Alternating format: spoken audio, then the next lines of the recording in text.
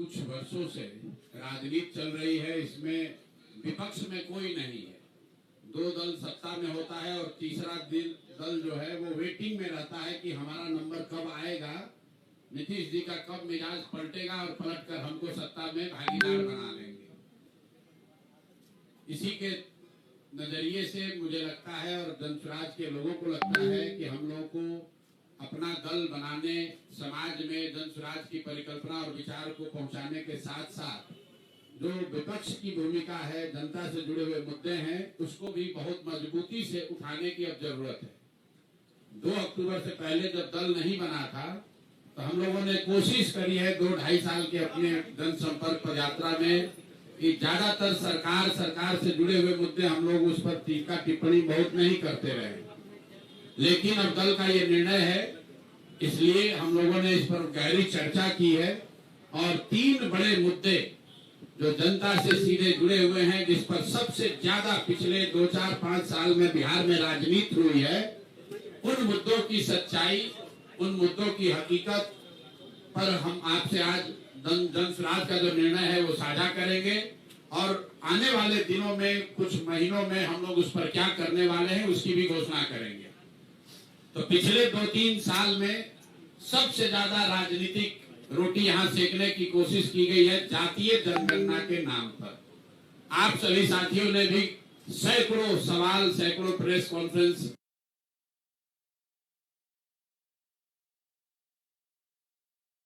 ऐसे करे होंगे जिसमें आपने जातीय जनगणना होना चाहिए कि नहीं होना चाहिए इसको लेकर सवाल किए, उस पर जवाब मांगे।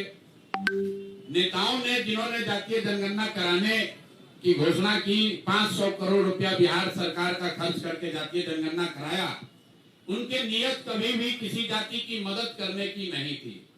वो इस जातीय उन्माद को फैलाकर फिर से समाज में राजनीतिक रोटी सेकना चाहते थे।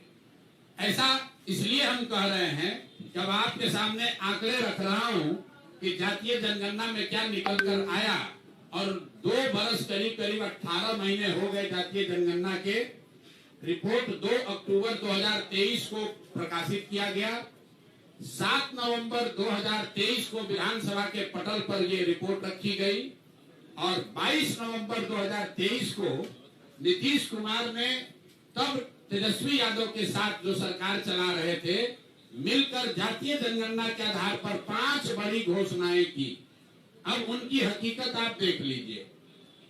जातीय जनगणना में सरकार ने ये माना कि 34% से ज्यादा लोग बिहार के गरीबी रेखा से नीचे आज भी रह रहे हैं, लेकिन ये महत्वपूर्ण आंकड़ा नहीं है। महत्वपूर्ण आंकड़ा ये है कि 30-35 साल से सामाजिक न्याय की राजनीति करने का दावा करने वाले लोग, इनके शासन के बाद भी जब जातीय जनगणना का रिपोर्ट आया उसमें बताया गया कि 5% से कम, मैं फिर से रिपीट कर दे रहा हूं कि 5% से कम दलित और अति पिछड़ा समाज के 5% से कम लोग ही 12वीं क्लास पास करते हैं बिहार में।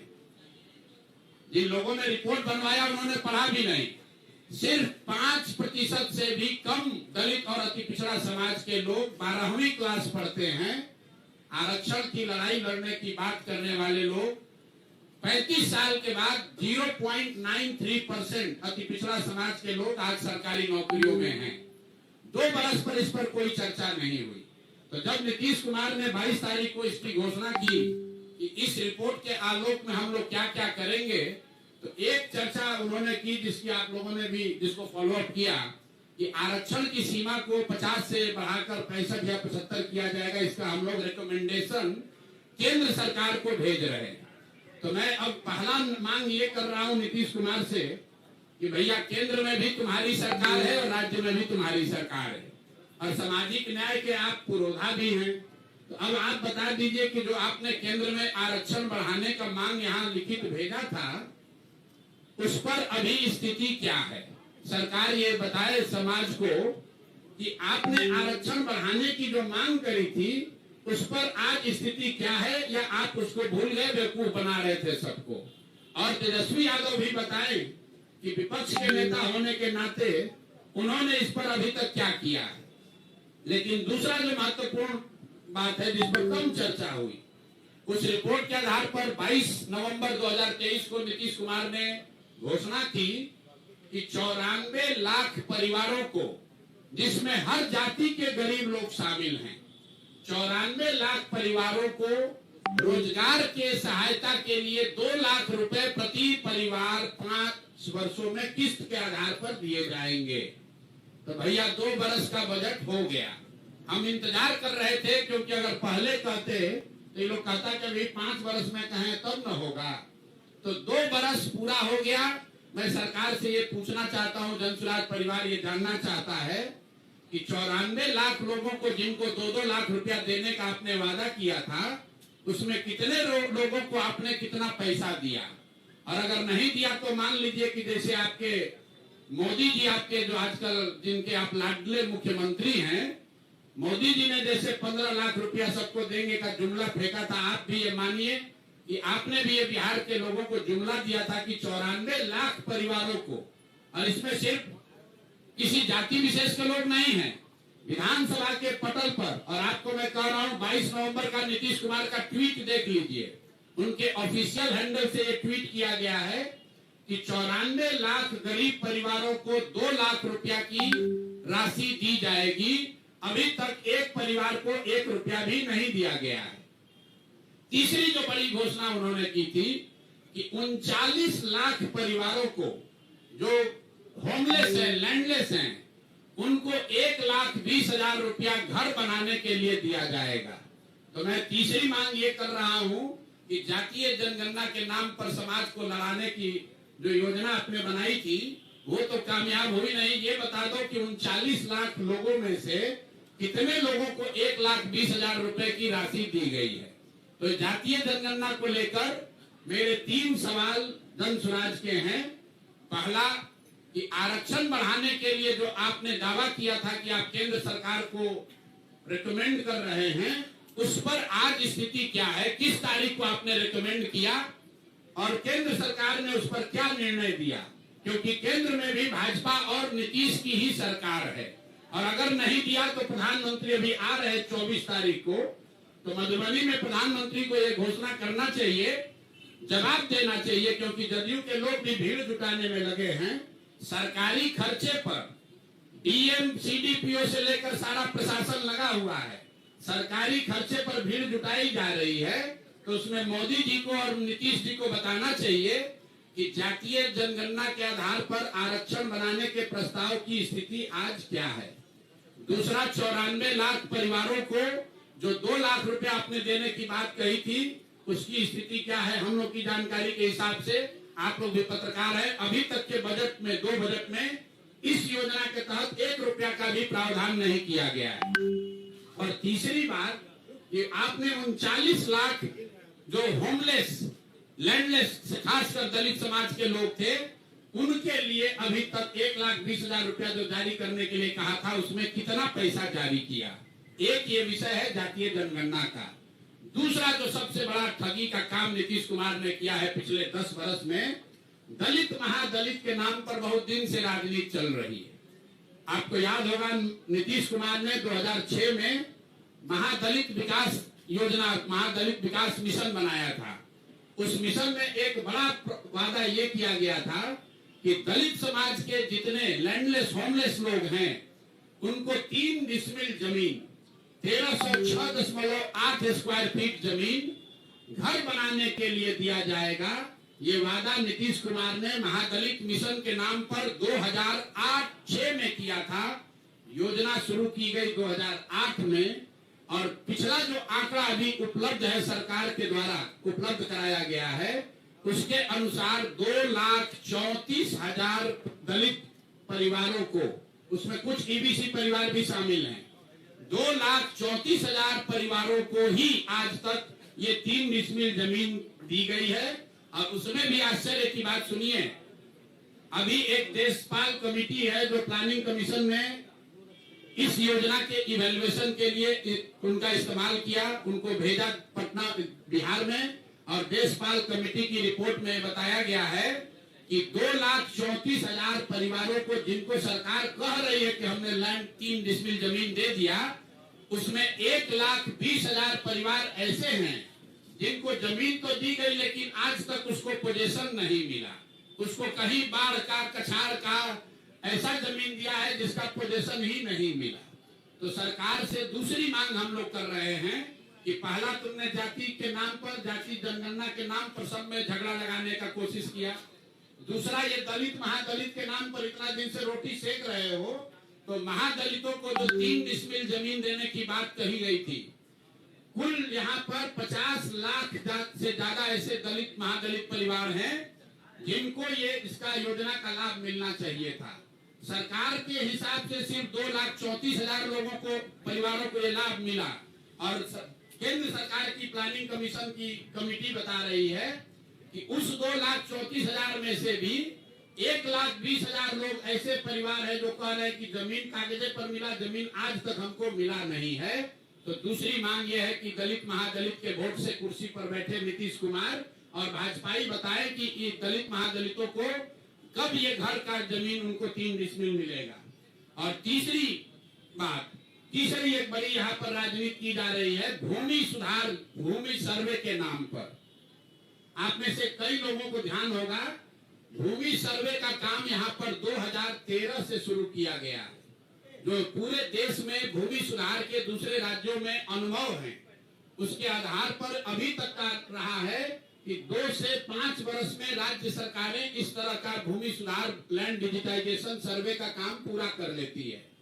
बिहार सरकार में जो लूट मची हुई है, जो कुव्यवस्था है, उसका आलम है कि 2013 में शुरू हुआ लैंड सर्वे, फरवरी 2025 में अभी तक सिर्फ 17,30,000 एकड़ जमीन ही सर्वे में डिजिटाइज हुआ है, जो बिहार में उपलब्ध जमीन का 20% से कम है। 5 वर्ष में 20% से कम जमीन का सर्वे के जरिए डिजिटाइजेशन हुआ। 80% जमीन का सर्वे और डिजिटाइजेशन अभी भी पूरा नहीं हुआ है, और ये पूरा इसलिए नहीं हुआ है कि सरकार ने इस सर्वे कराने के लिए न कोई व्यवस्था बनाई, न इनके पास वो टेक्नोलॉजी है, न संसाधन है। आंध्र प्रदेश में, तेलंगाना में बिहार के बाद सर्वे शुरू किया गया और 3 वर्ष में उन्होंने टेक्नोलॉजी और ड्रोन के जरिए 1-1 इंच 80% जमीन का अपना सर्वे करके कंप्लीट कर लिया।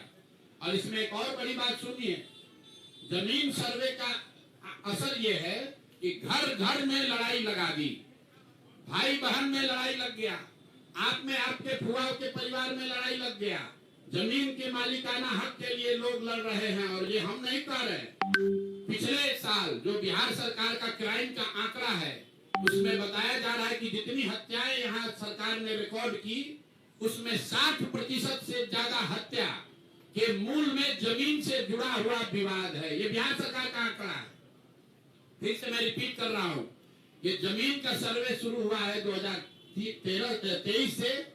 अभी तक सरकार के आंकड़ों और दावों के बावजूद सिर्फ 20% लैंड का सर्वे कंप्लीट हुआ, और इसकी कमियों की वजह से इसमें जो लूट मची हुई है, जो भ्रष्टाचार फैला हुआ है, जमीन का दाखिल खारिज में, पेपर निकालने में, बंसावली बनाने में, जमाबंदी में इतनी परेशानी हो रही है, हजारों करोड़ रुपया लूटा जा रहा है। और इसी बिहार में, जैसा आप लोग जानते हैं, सबसे ज्यादा सीओ और डीसीएलआर वगैरह का पोस्टिंग के लिए खुलेआम 30 लाख, 40 लाख, 50 लाख रुपया, देखिए सारे पत्रकार लोग मोड़ी हिला रहे हैं, हाँ भैया बात तो ठीक है, 25 से 50 लाख रुपया लेकर पोस्टिंग की जा रही है। तो ये जो सर्वे शुरू हुआ है, ये अंचलाधिकारियों को और राजस्व से जुड़े हुए पदाधिकारियों के द्वारा धन उगाही का नया उद्योग शुरू किया गया है। तो जन सुराज परिवार 3 मांग रख रहा है। एक, कि जातीय जनगणना के आधार पर, उसके नाम पर राजनीति करके समाज को बांटने लड़ाने वाली जनता वाली सरकार, उस पर व्हाइट पेपर जारी करो और 1 महीना में बताओ कि आरक्षण पर क्या हुआ। दूसरा, 94 लाख परिवारों को किस दिन 2 लाख रुपया दोगे, और 39 लाख होमलेस परिवारों को 1,20,000 रुपया कब दिया जाएगा। हम लोग की दूसरी डिमांड है कि 3 डिसमिल जमीन जो महादलित समाज को मिलनी चाहिए थी, दलित महादलित समाज के लोगों को, जिनका वोट लेकर नीतीश कुमार इतने दिन से बैठे हुए हैं, अब वो दलित महादलित परिवार चला जाने के लिए तैयार नहीं है। अगर 1,20,000 से कम परिवारों को ही 3 डिसमिल जमीन मिली है तो 48 लाख से ज्यादा परिवारों को 3 डिसमिल जमीन कब मिलेगी। और इसमें यह भी बता दूं कि अभी सरकार के आंकड़ों के हिसाब से करीब करीब 25 लाख एकड़ जमीन, जिसमें सीलिंग के नाम पर जब्त की हुई करीब 11.5 लाख एकड़ जमीन और विनोबा आंदोलन, भूदान आंदोलन में मिली हुई 7 लाख एकड़ जमीन, जिसका कोई हिसाब नहीं है कि ये जमीन किसके पास है, किसको दिया गया है। 25 लाख एकड़ जमीन जो सरकारी रिकॉर्ड के हिसाब से उपलब्ध है गरीबों को बांटे जाने के लिए, किसी से लेना छीनना नहीं है। किसी के पास रिकॉर्ड नहीं है कि उस जमीन का 6.8 लाख एकड़ जमीन जो विनोबा भावे के प्रयास से भूदान आंदोलन में लिया गया, वो किसको दिया गया, किसको बांटा गया, किसी को मालूम नहीं है। करीब करीब 12 लाख एकड़ जमीन यहाँ सीलिंग के नाम पर जब्त किया गया या सीलिंग के नाम पर लिया गया, वो जमीन किसको मिली वो भी किसी को पता नहीं है। तो हम लोग की दूसरी मांग ये है कि ये 3 डिसमिल जमीन जो 50 लाख परिवारों को, दलित और महादलित परिवार को आपको देना था, ये कब तक पूरा करोगे ये बताओ। और तीसरी ये बात है कि भूमि सर्वे के नाम पर ये जो नया उद्योग तुमने शुरू किया है और अफसरों के जरिए महीनों में करोड़ों रुपया की सरकार उगाही कर रही है, इसको तुरंत बंद कीजिए। नहीं बंद कीजिएगा तो परिवार, हर बिहार के हर परिवार में झगड़ा होगा और भ्रष्टाचार बढ़ेगा। नई सरकार को आने दीजिए, नई सरकार आएगी, वो नए तरीके से अन्य राज्यों के अनुभव के आधार पर बिहार में कैसे इस काम को बड़ी बेहतर तरीके से किया जा सकता है वो करेगी। तो यही 3 मांग है। 94 लाख परिवारों को 2 लाख रुपया कब दोगे ये बताओ। 50 लाख महादलित परिवारों को 3 डिसमिल जमीन कब मिलेगा ये बताओ। और भूमि सुधार कब रोक रहे हो, ये पैसा अपना वसूलने का धंधा कब बंद कर रहे हो ये बताओ। ये तीनों मांग लेकर आपके सामने आज हम लोग आए हैं। 1 महीना का सरकार को समय दे रहे हैं, सरकार को 1 महीना का समय दे रहे हैं। 11 मई से बिहार के हर गांव में 40,000 से ज्यादा रेवेन्यू गांव में जन सुराज वहां बैठक करेगी और लोगों से इन 3 मुद्दे पर उनसे वार्ता करके इस विषयों पर सिग्नेचर कैंपेन, हस्ताक्षर अभियान शुरू करेंगे। और हम लोग 11 जुलाई को 1 करोड़ लोगों का इन 3 मुद्दों पर 1 करोड़ लोगों का हस्ताक्षर लेकर मुख्यमंत्री और राज्यपाल दोनों को हम लोग जाकर ज्ञापन देंगे। लेकिन ये मामला वही नहीं रुकेगा। इसके बावजूद अगर सरकार ने एक्शन नहीं लिया तो आपके इंटरेस्ट के लिए बता देते हैं, इस विधानसभा का जो अंतिम सत्र अभी होने वाला है, उस सत्र में जन सुराज अपनी पूरी ताकत से विधानसभा को घेरेगा। क्योंकि विधानसभा में बैठे हुए चाहे ये भाजपाई हैं या राजद वाले हैं, नीतीश कुमार तो है ही दोषी, ये तीनों लोग ये विधानसभा में बैठकर जनता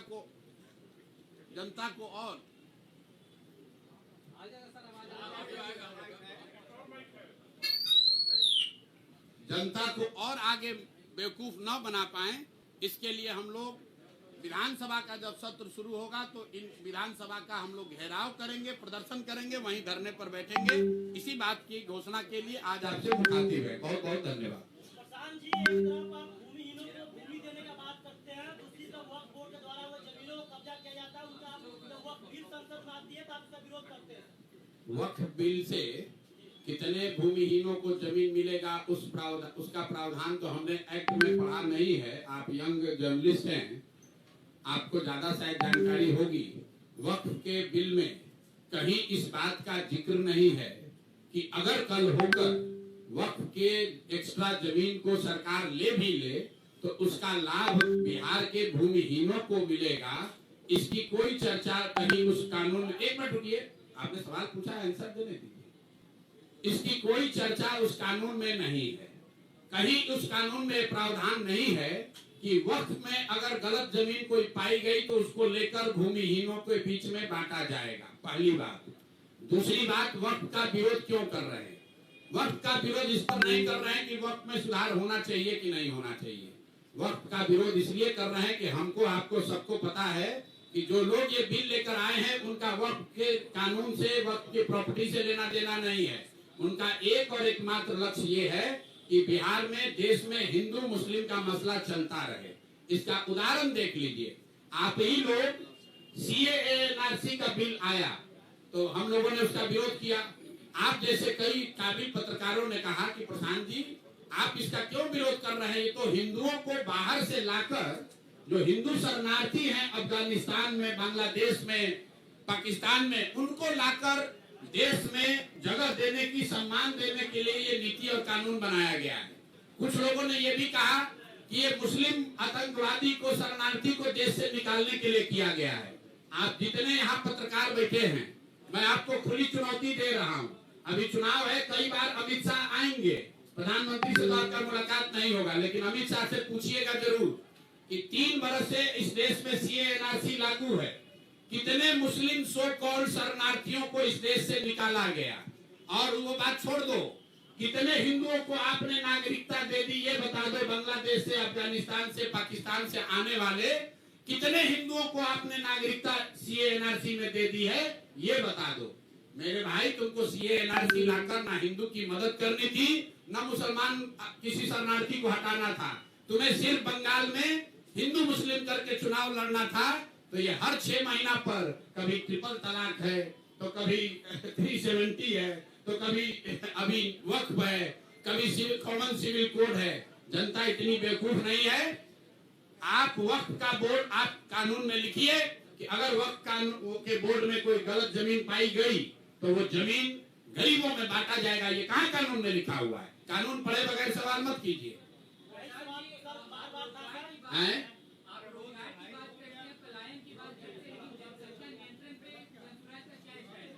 जनसंख्या नियंत्रण पर जनसुराज का नियंत्रण जो स्टैंड है वो बिल्कुल साइंटिफिक है।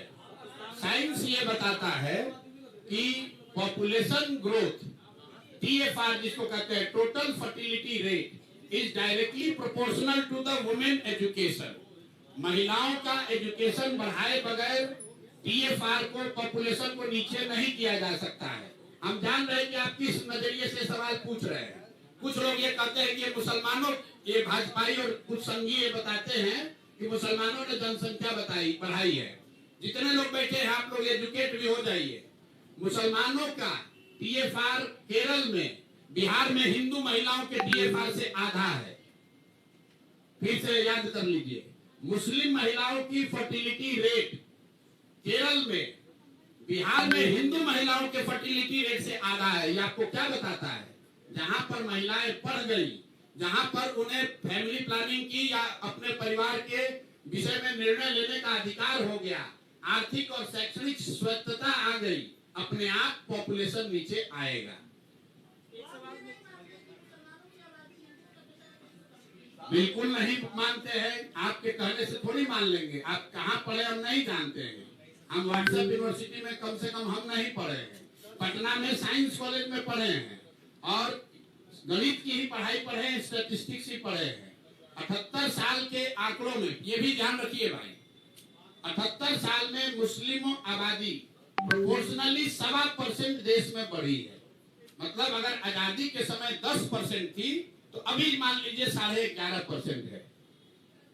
और इसका सीधा इसका कोई धर्म से लेना देना नहीं है। इसका इस बात से लेना देना है कि मुस्लिम परिवार में पढ़ाई कम है। अगर जिस दिन मुस्लिम महिलाएं मुस्लिम परिवार में शिक्षा का प्रचार प्रसार हो जाएगा तो ये भी कम हो जाएगा। कोई नहीं चाहता है कि हमारा 10 बच्चा हो, अगर हम उसको पढ़ा नहीं सकते हैं, उसकी चिंता नहीं कर सकते हैं। आप हिंदू मुसलमान की बात कर रहे हैं। मुसलमानों के तो दीन में ये लिखा हुआ है, मैं अपने भाषणों में कहता हूँ। आप लोग कई बार कहते हैं कि ये धर्म के नाम पर है। मुसलमानों के दीन में, उनके हदीस में ये बात लिखी हुई है कि मुसलमानों को अपने बच्चों के साथ इंसाफ करना है। ये उनकी जवाबदेही है मुसलमान होने के नाते। ये गलत बात आप लोग मत फैलाइए। एक सवाल है, आपने जातिगत जनगणना की बात की और रिपोर्ट के आधार पर, लेकिन सवाल ये है कि जातिगत जनगणना की जो रिपोर्ट है उसको आप सही मानते हैं? बहुत सारे सवाल भाई ऐसा है, जातिगत जनगणना का रिपोर्ट सही हो या गलत, आप लोग जितने पत्रकार हैं 2 बरस तक इस राज्य में सिर्फ एक ही चर्चा हुई है, जाति जनगणना होना चाहिए नहीं होना चाहिए। हमने कहा भाई होना चाहिए, कर लो। लेकिन करने के बाद जिन्होंने कराया, आपका हमारा 500 करोड़ रुपया खर्चा कराया, उनमें से मैं दावा कर रहा हूं किसी ने 5 पन्ना भी उसको पढ़ा नहीं। उसी जातीय जनगणना में लिखा हुआ है कि 3% दलित समाज के लोग 12वीं पास कर रहे हैं, 5% से कम ईबीसी समाज का लड़का 12वीं पास कर रहा है। और समाज को क्या बताता है कि आरक्षण बढ़ा देंगे। आप मुझे बताइए, किस सरकारी नौकरी में बिना 12वीं पास आदमी को आरक्षण का लाभ मिल सकता है? जब आपका बच्चा 12वीं पढ़ेगा ही नहीं तो आरक्षण का लाभ मिलेगा कैसे? और ये तो 35 साल से कौन सत्ता में बैठा है? अगर ये लोग कह रहे हैं कि इन पर अत्याचार हुआ, हम सामाजिक न्याय के, गरीबों के, वंचितों के, पिछड़ों के मसीहा हैं, तो 35 साल से बिहार में सत्ता में बैठा कौन है? लालू जी और नीतीश जी। तो अगर यहाँ के बच्चे, पिछड़ों के बच्चे, दलितों के बच्चे, मुसलमानों के बच्चे या इवन सवर्ण समाज के बच्चे नहीं पढ़े तो उसका जवाबदेही किसका है? उनका बच्चा नहीं पढ़ा, 9वां नहीं पास किया, तब भी उसको मुख्यमंत्री बना रहे हैं। लेकिन जो सामान्य परिवार के बच्चे 12वीं पास नहीं किए हैं, उनको जीवन भर मजदूरी ही करना पड़ेगा। ये बात बिहार के लोगों को समझने की जरूरत है। सर 24 को प्रधानमंत्री आ रहे हैं, लगातार बड़े नेताओं के 24 को प्रधानमंत्री आ रहे हैं, कई सारी योजनाओं को वो यहाँ पर शिलान्यास करेंगे, उद्घाटन करने वाले, क्या करेंगे? भैया मोदी जी 2014 से लगातार बिहार में आ रहे हैं और जो सबसे बड़ा मुद्दा आपको उठाना चाहिए कि बिहार की मदद जब करेंगे कि नहीं करेंगे, बिहार सरकार के पैसे से पूरा मोबिलाइजेशन, पूरी मीटिंग आपने देखा, पूरा सरकारी आदेश निकला है, पूरी व्यवस्था का खर्चा गुजरात से नहीं आ रहा है, दिल्ली से नहीं आ रहा है, बिहार की गरीब जनता का पैसा लगाकर मोदी जी की सभा में भीड़ की जाएगी। और जहां तक आपने कहा घोषणा करने की, तो मोदी जी 2014 से लगातार घोषणा कर रहे हैं। कई घोषणा तो हम ही ने लिखा है उनका। इसी मोतिहारी में 2014 में उन्होंने कहा कि ये चीनी मिल जब चालू हो जाएगा, इसके चीनी से चाय पिएंगे तभी बिहार में वोट मांगने आएंगे। 2014 से आज 11 बरस हो गया मेरे भाई, वो चीनी मिल तो चालू नहीं हुआ। भाजपाई वहां के जितने नेता है, नाम आपको खूब पता है, उस चीनी मिल के जमीन को टुकड़ों टुकड़ों में करके बेच के सब अपने नाम कर लिया है। अब मोदी जी अभी भी आ रहे हैं, आप भूलिए नहीं। 2015 में मोदी जी ने आरा में आकर कहा था 30,000 करोड़ दूं कि 40,000, 60,000 करोड़ दूं कि 1 लाख दूं, 1,20,000 करोड़ दूंगा। पैसा कहाँ आया? आप लोग तो सब बिहार में रहते हैं, आप पत्रकार हैं, आप भी कुछ देखे होंगे, कहीं आप तक भी पहुंचा हो तो बता दीजिए। हम तक तो नहीं पहुंचा है भाई। 1,20,000 करोड़ का मोदी जी घोषणा किए थे 2015 में, और 2000 ये न मत कहिए कि विपक्ष में थे इसलिए नहीं हुआ। 2015 से लगातार मोदी जी दिल्ली में प्रधानमंत्री हैं और 15 से लेकर 25 में 10 बरस में 7 बरस भाजपा बिहार में सरकार में रही है। दूदू वो उसका उप मुख्यमंत्री है।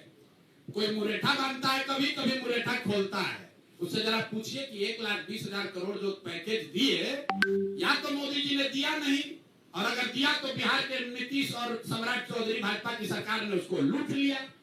तीसरा तो कोई उपाय है नहीं। तो या तो ये सरकार माने कि मोदी जी ने पैसा भेजा नहीं, या माने कि उन्होंने भेजा, हम लोग यहाँ पर चोरी कर लिए, लूट लिए। ये महिला 1 मिनट ये पूछना चाह रही है, पूछ ले। बिहार में आपराधिक घटनाएं लगातार बढ़ी हैं। रोहतास, आरा, सीतामढ़ी बीते 3 दिनों में क्राइम रेट बढ़ रहा है।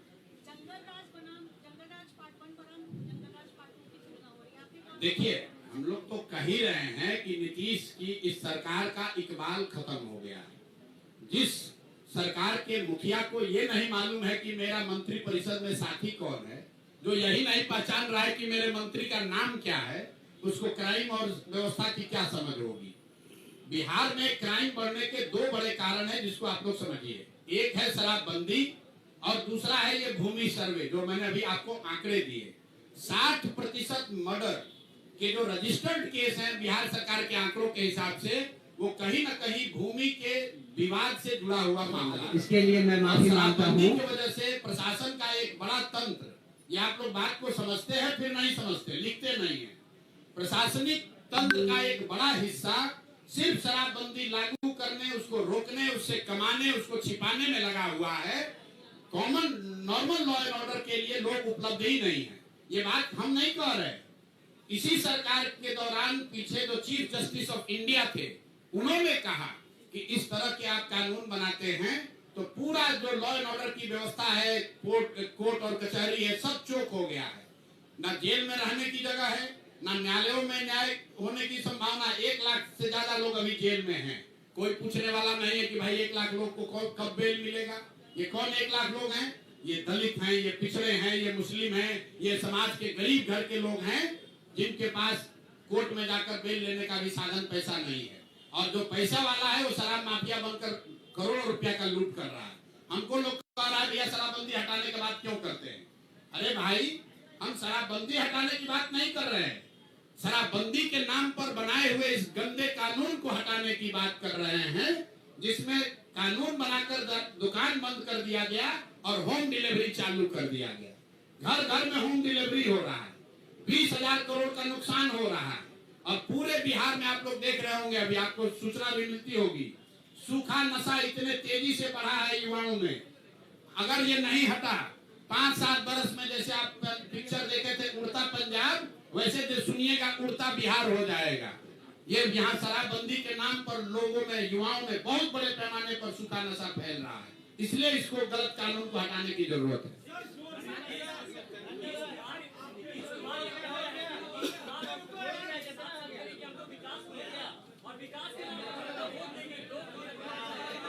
नीतीश कुमार विकास किए हैं, ये उनका दावा है। भाई किए होंगे, हमको तो दिख रहा है, किसी को दिखेगा किसी को नहीं दिखेगा। लेकिन नीतीश कुमार ने 22 नवंबर 2023 को कहा कि नहीं कि 94 लाख गरीब परिवारों को 2 लाख रुपया देंगे। ये कहा है कि नहीं कहा है? अपने ट्वीट में लिखा है, विधानसभा में कहा है। नीतीश कुमार ने 2006 में ये महादलितों को कहा कि नहीं कि 3 डिसमिल जमीन देंगे। दिया है तो दिखाओ। अगर आपने कहा कि 2 लाख देंगे तो किसको मिला है जो नहीं हम लोग को दिख रहा है? बहुत बहुत धन्यवाद भैया। अब आप लोग सुनिए, अब आप लोग से मुलाकात होगी तब इनको विधानसभा में जिस दिन घेरेंगे।